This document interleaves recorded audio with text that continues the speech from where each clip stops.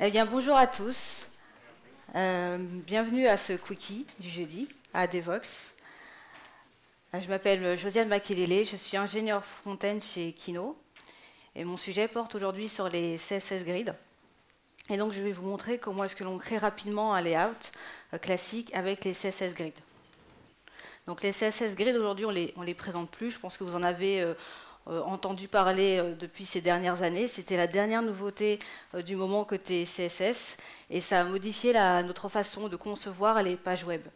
Donc pourquoi? Parce que les CSS Grid, ça nous permet de concevoir des mises en page simples comme des mises en page complexes de manière beaucoup plus simple que ce que l'on faisait avant. Avant, on passait par, pense que plus ou moins on est tous passés par les tableaux, les floats, les display inline block et j'en passe, Bootstrap, etc. Ensuite, les flexbox sont arrivés, ça a commencé à nous simplifier les choses. Et ensuite, les CSS Grid sont arrivés. Et là, c'est beaucoup plus simple et on peut bien s'amuser avec. Donc, sans plus attendre, on va voir directement en live ce que ça donne dans le code.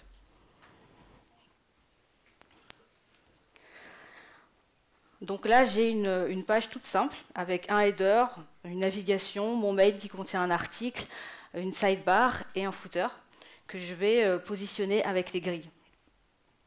Donc pour commencer, on va appliquer la propriété display grid sur mon élément.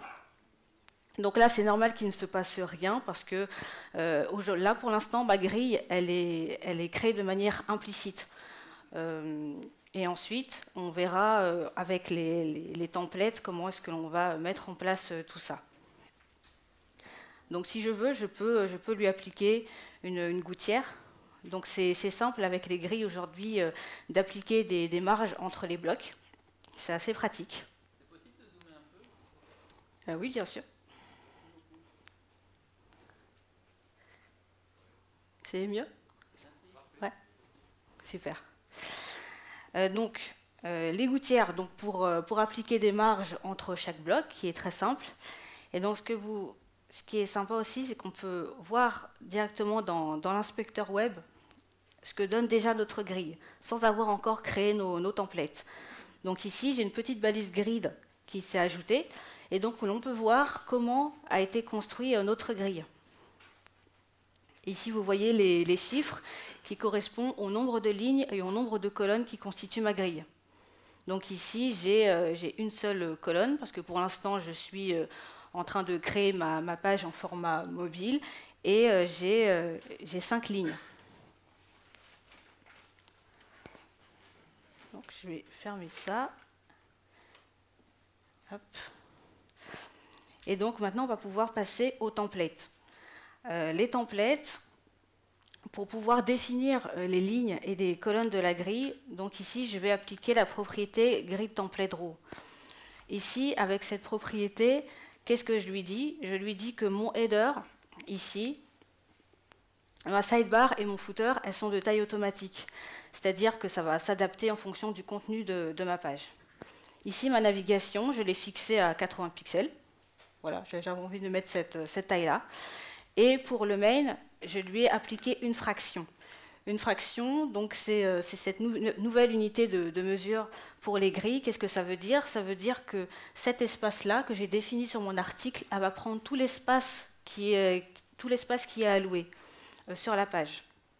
Donc là, on voit pas encore la différence.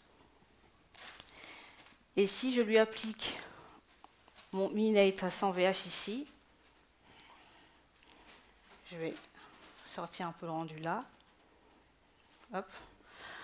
Là, on voit que l'article ici, elle a pris tout l'espace qui restait sur ma page. Donc si je lui applique pas ça, donc si j'enlève mon min8 que j'avais mis ici,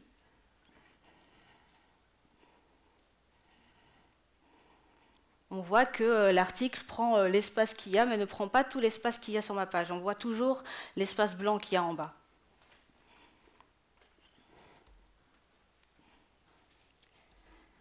Donc ça, c'est le rendu pour le mobile. Donc pour l'instant, ça s'y prête bien, c'est ce que je voulais. Mais maintenant, pour la version web, je veux quelque chose d'un peu plus complexe. Donc là, pour la version web, ce que je veux, c'est avoir toujours mon header et mon footer en bas. Par contre, ma navigation et ma sidebar, je les veux à gauche et à droite. Et toujours mon article au milieu. Donc, pour ça, je passe par ma Media Query. Et je lui ai dit que pour les grands écrans, je vais lui appliquer un grid template colonne qui va correspondre pour la navigation et le aside à une fraction, c'est-à-dire qu'elle va prendre une seule fois l'espace qui sera alloué. Par contre, pour mon main qui sera ici, que vous verrez plus tard, qui pour l'instant est à droite, il va prendre 3 fois l'espace. Donc là, pour l'instant, la mise en page n'est pas terminée, c'est positionné sous forme de grille. Mon grid template draw, ici, je vais lui dire de lui appliquer des tailles automatiques pour le header et pour le footer, et pour la partie centrale, donc qui va contenir ma navigation, ma sidebar et mon main, il va prendre une fraction, c'est-à-dire tout l'espace qui sera disponible. Et donc la dernière chose à faire ici, pour que mon header et mon footer prennent bien toute la largeur de ma page, c'est d'ici d'appliquer des grid columns. Grid column ici, c'est un raccourci de 2 propriétés, donc c'est le grid column start et le grid column end, qui va vous permettre de positionner ici mon header et mon footer en fonction de la ligne qui correspond à la colonne. Il faut vraiment faire cette distinction entre la ligne qui constitue votre grille et la colonne en elle-même. Si je vous remonte rapidement le schéma ici, donc les colonnes et le grid line, quand vous positionnez vos éléments sur les lignes et sur les colonnes, c'est sur la grid line qu'il faut se baser. C'est pour ça qu'ici, mon grid colonne va de 1, donc pour la première colonne qui est ici, à 4, qui correspond à la dernière grid line ici. Et donc maintenant, j'ai mon header et mon footer qui prennent bien tout l'espace qui reste. Mon gap, je n'ai pas spécialement envie de l'avoir pour la version web, donc je l'enlève. Et donc ici, j'ai bien mon template, mon premier template, pour le web, avec ma navigation et ma sidebar qui est centrée. Et si je réduis pour le mobile, j'ai bien toujours tous les éléments qui sont les uns en dessous des autres. Et il n'y a pas besoin de plus, là, pour l'instant. Avec le premier template que j'ai fait, ça me suffit. J'ai tout ce qu'il me faut pour faire mon layout avec les grilles. On pourrait encore beaucoup plus complexifié. On pourrait, si vous voulez, définir exactement pour chaque élément, sur chaque navigation, aside, sur l'endroit où il est positionné. Je pourrais très bien dire à ma navigation d'avoir un grid colonne de 1 à 2, mais ce n'est pas nécessaire ici parce qu'il se positionne déjà naturellement tout seul à cet endroit-là. Donc là, c'était un premier exemple. Et si je vais prendre un deuxième exemple ici, donc c'est exactement la même page que je veux construire, mais cette fois-ci, je vais utiliser les templates AREA. Les templates AREA, qu'est-ce que c'est? Ça va vous permettre en fait de nommer exactement les zones de votre page, les blocs qui constituent votre page, et ensuite de les positionner exactement à l'endroit que vous voulez. Donc ici, si je prends donc exactement le template que je vous ai montré précédemment, que je fais avec les grid templates AREA, qu'est-ce que ça donne? Ici, pour la version mobile, j'ai mon header ici. Hop. Voilà. J'ai mon header ici que j'ai positionné tous les éléments là où il fallait. Donc là, j'ai nommé les éléments en utilisant la propriété grid AREA. Donc je les ai nommés du même nom que les balises, donc header, footer, mon article, ma navigation, mon aside. Et en fait, j'utilise ces noms que j'ai définis sur mes balises, que je vais utiliser dans les grid templates AREA. Donc ici, je dispose les éléments comme je veux. Si je veux, je peux très bien inverser et dire que mon aside il passe avant et que mon article passe en dessous. Ça va se repositionner tout seul. Si je veux que ma navigation soit en bas et que je mette mon article avant, c'est possible aussi. À vous de gérer comme vous voulez tous vos éléments.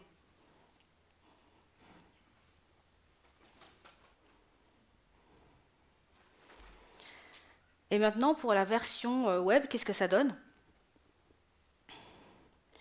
Sur la version web, le grid template area, forcément, il va être différent. Parce que je m'étais retrouvée avec mon header et mon footer qui prennent toute la largeur de l'espace, et ma navigation, mon mail et mon aside qui sont centrés et qui sont positionnés respectivement à gauche, au milieu et à droite. Donc ici, je définis exactement l'endroit où ils sont. Pourquoi j'ai écrit 3 fois header ici? Parce que j'ai 3 colonnes dans ma grille, et donc je veux que mon header prenne tout l'espace. Pareil pour le footer. Ma navigation, je veux qu'elle soit uniquement au milieu ici à gauche, donc je lui ai dit qu'elle prenne seulement ces 2 espaces-là. Pareil pour l'article et aside. Et de la même manière, si je veux inverser, en fait, si je veux positionner les éléments comme je le souhaite, hop, et que je veux mettre ma navigation à droite, par exemple, c'est à vous de positionner exactement les éléments où vous voulez qu'ils soient. Et on peut le faire maintenant uniquement en CSS. Je n'ai même pas eu besoin de toucher au HTML à un moment donné. Si je veux que ma navigation ne soit plus à droite, mais qu'elle soit en haut et que je me retrouve avec juste un article et une barre à droite, c'est possible aussi. Uniquement en positionnant les éléments avec les grilles. Je n'ai plus besoin de chercher à modifier mon code HTML pour pouvoir faire ces choses-là. Et ça, c'est vraiment super cool. Et le fait de pouvoir utiliser toutes les unités de mesure possibles, que ce soit des valeurs fixes ou des valeurs absolues pour définir vos lignes et vos colonnes, ça se marie super bien ensemble et ça marche vraiment très bien.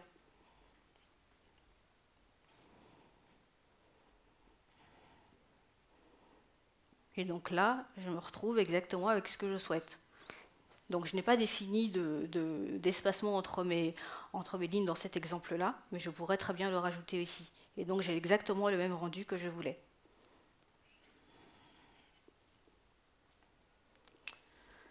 Et voilà. Donc pour résumer, les CSS Grid, ça nous simplifie vraiment la mise en page web. C'est vraiment très simple de l'appréhender, de mettre en place. Le simple bout de code que je vous ai montré ici, c'est vraiment la base pour pouvoir commencer à utiliser les CSS Grid. Si vous n'êtes pas habitué à utiliser les CSS Grid, commencez par utiliser ce type de template area pour vous familiariser avec. C'est vraiment très simple d'utilisation. Et maintenant, j'ai envie de vous dire, amusez-vous avec. Merci beaucoup.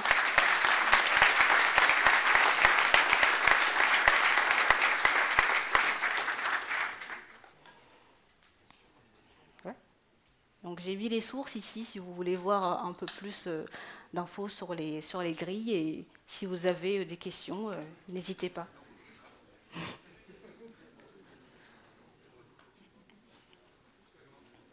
Oui.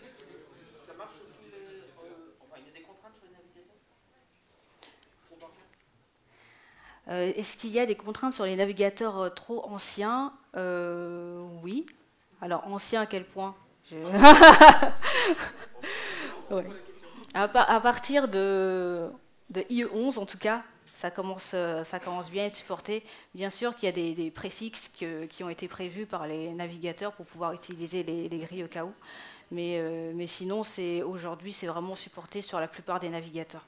On peut l'utiliser en production sur vos projets. J'imagine que pour vous, ça ne remplace pas l'utilisation de Flex, par exemple, dans Codé. Du coup, à quel niveau vous situez la frontière? Est-ce que vous allez vraiment utiliser Grid à un niveau très macro du découpage de sa page, et tout de suite après, vous allez faire du Flex?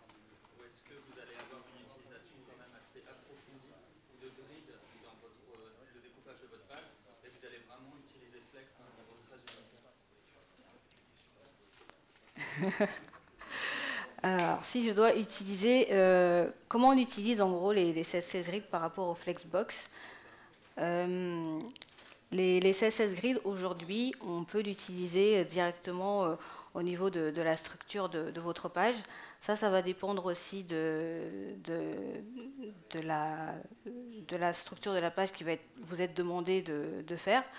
Moi, ce que je conseille, c'est de pouvoir utiliser directement les CSS Grid dès le départ pour pouvoir mettre en page la structure de votre page et utiliser les flexbox pour des plus petits éléments.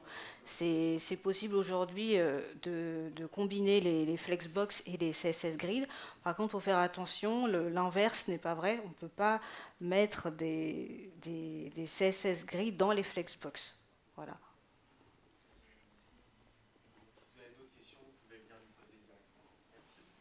Merci beaucoup.